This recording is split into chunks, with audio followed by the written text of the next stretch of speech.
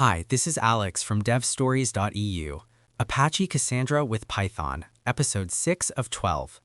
If you are using simple string formatting for your high-throughput queries, you are forcing your database to burn precious CPU cycles reparsing the exact same structure thousands of times a second. The way to stop this waste and vastly improve your application performance is by using prepared statements. When you connect to Cassandra, the most direct way to interact with the database is by passing a string to the session.execute method. You hand it a query and it returns a result set. By default, every row in that result comes back as a Python named tuple. This means you can access your column values using simple dot notation like row.name or row.age.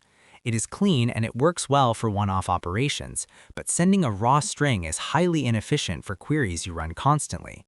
You might think you are already doing things right if you use positional parameters. If you pass a query string containing %s markers along with a sequence of values, the Python driver formats that query securely. This prevents injection attacks, but architecturally it changes nothing about the performance.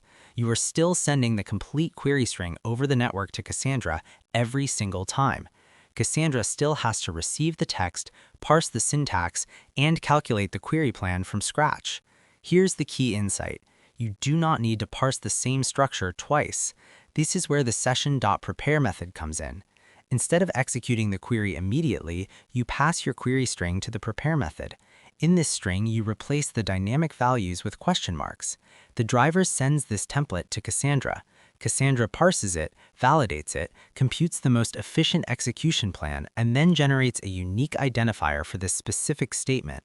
It sends this ID back to your Python application. From that moment on, whenever you need to run that query, your application does not send a string. It binds your specific variables to the prepared statement object and sends only the unique ID along with the raw bytes of the values. Think about a high-traffic authentication service. You need to look up a user by their ID during login.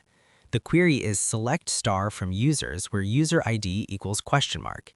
If your service handles 10,000 logins a second, sending the full query string 10,000 times wastes network bandwidth and database CPU. By preparing the statement once when your application starts, you reduce the network payload significantly.